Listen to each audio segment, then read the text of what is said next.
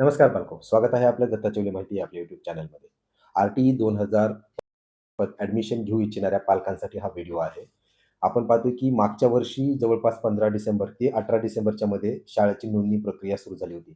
यावर्षी अद्यापही नोंदणी प्रक्रियेची कुठलीच नोटिफिकेशन्स आले नाहीयेत. त्यामुळे आता पालकांमध्ये संभ्रमावस्था निर्माण झालेली आहे, की खरंच ॲडमिशन प्रक्रिया डिसेंबरमध्ये सुरू होणार आहे, की आणखीन पुढे लांबणार आहे.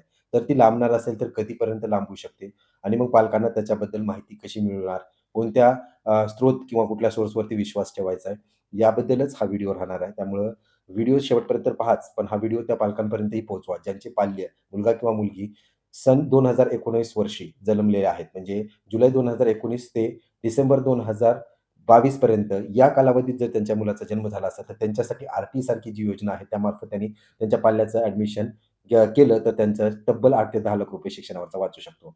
काय आहे माहिती, कधी होणार आहेत ॲडमिशन, संभवतः सुरुवात, हे आपण या व्हिडिओमध्ये पाहूया. चला तर मग माहितीला सुरुवात करूया. मित्रांनो, मागच्या वर्षीचा जर अनुभव सांगण्यात आला, तर 18 डिसेंबरला ॲडमिशन प्रक्रियेचा जो पहिला टप्पा आहे, ते म्हणजे शाळेची नोंदणी, याला सुरुवात झाली होती आणि 1 महिन्याचा कालावधी देण्यात आला होता.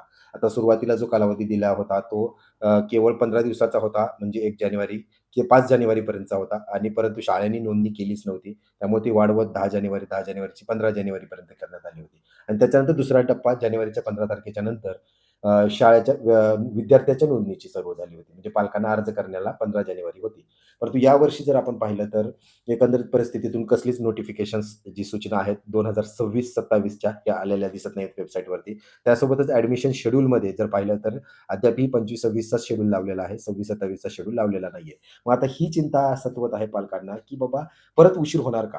आता माझा जो वैयक्तिक अनुभव आहे, मी मागच्या 5 वर्षापासून ॲडमिशन प्रक्रियेला पाहतोय जवळून आणि त्याचे वेळोवेळी अपडेट्स मी पालकांपर्यंत पोहोचवतोय. तर 2024ची जी प्रक्रिया होती, ती एकदम भयानक होती. म्हणजे ॲडमिशन्स ऑगस्ट महिन्यापर्यंत चालले होते. इतका काय तो उशीर झालेला होता. पण मागच्या वर्षी एक नवीनच उपक्रम हाती घेण्यात आला आणि जो लवकरात लवकर म्हणजेच फेब्रुवारी आणि मार्चमध्येच ॲडमिशन प्रक्रिया संपवून टाकली होती. त्या धर्तीच्या आधारावरती आता जर का आपण विचार केला मागच्या वर्षीचा, तर खरंच उशीर होत आहे ॲडमिशन प्रक्रियेला. मग याचा परिणाम काय-काय होऊ शकतो?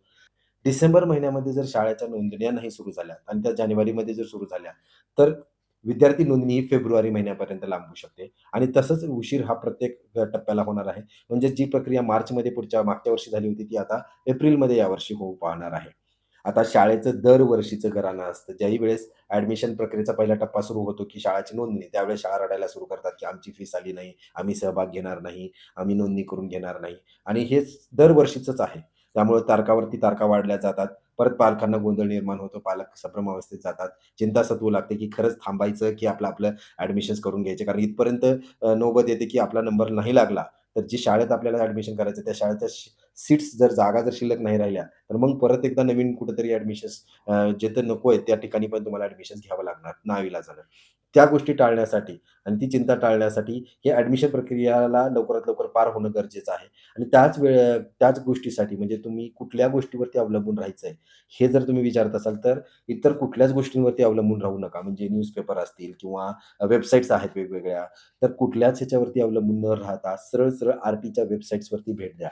आता कोणी म्हणेल यावर्षीची नियमावली बदललेली आहे. केवळ 1 किलोमीटरच्या आतलाच शाळा घेतील, 1 ते 3 किलोमीटरचा आतला नियम बाह्य झालेला आहे. केवळ खाजगी आणि सरकारी दोन्ही शाळा राहणार आहेत. सरकारी शाळाही घेणार आहेत. अशा वेगवेगळ्या गोष्टी पसरतील. या गोष्टींकडे दुर्लक्ष करा आणि ज्या गोष्टीकडे तुम्हाला पाहायचंय, ज्या गोष्टीला तुम्हाला फॉलो करायचंय, ते म्हणजे आर-टीची वेबसाईट. मी मागच्या 5-6 वर्षापासून केवळ आणि केवळ आर-टीच्या वेबसाईटवरती नोटिफिकेशन्स आल्या, तरच त्याच्याबद्दल पालकांना सूचित करण्याचा प्रयत्न करतोय. आणि मान्य आहे ह्या प्रक्रियेमध्ये मला कधीतरी 1 तास, 2 तास किंवा 1 दिवसाचा जरी विलंब झाला तरी चालेल. पण माझा स्रोत जो आहे, सोर्स जो आहे, ते केवळ आणि केवळ आर-टीची वेबसाईटच असणार आहे. ना वर्तमानपत्र, ना कुठले चॅनलवाले, ना कुठले वेबसाईट्स याच्यावरती अवलंबून राहू नका. आणि याबद्दल जर तुम्हाला आणखी चिंता सतवत असेल, तर तुम्हाला करायचं काय, तर एक WhatsApp ग्रुप आहे, त्याचं शुल्क ₹100 आहे. त्याचं कारणही तसंच आहे. कारण मागच्या वर्षी मी जे फ्री ऑफ कॉस्ट ग्रुप्स बनवले होते, तब्बल 1,500 पालकांनी जॉइन केलं होतं. त्यात जवळपास 500 लोकांचा फायदाही झालेला आहे, ॲडमिशन्सही झालेलं आहे. परंतु जो गोंधळ उडाला होता, त्यामुळे मला यावर्षी 100 ते 150-200 पालकांनाच मार्गदर्शन करायचं. जे ₹100 शुल्क भरतील, जितकेही 100, 150, 200 लोकं येतील, त्यांना व्यवस्थित मार्गदर्शन करायचं. त्यामुळं तुम्हाला जर इच्छा असेल, की वेळोवेळी अपडेट्स भेटावेत, कागदपत्राच्या बाबतीत, फॉर्म भरण्याच्या बाबतीत, तर पडताळणी कशी होते, तर तो ग्रुप तर जॉइनच करा. सोबतच त्या चॅनलला सबस्क्राईब करून ठेवा, जेणेकरून वेळोवेळी ज्यावेळेस नोटिफिकेशन्स येतील, ते मी तुमच्यापर्यंत पोहोचवण्याचा प्रयत्न करतो. आशा करतो येणाऱ्या काळात लवकरात लवकर ॲडमिशन प्रक्रियेचा पहिला टप्पा आहे, शाळेची नोंदणी सुरू होईल आणि तुम्हाला त्याबद्दल मी वेळेतच अपडेट करण्याचा प्रयत्न करेन. परत एकदा विनंती, चॅनलला सबस्क्राईब करा आणि ग्रुप तर जॉइन करूनच घ्या.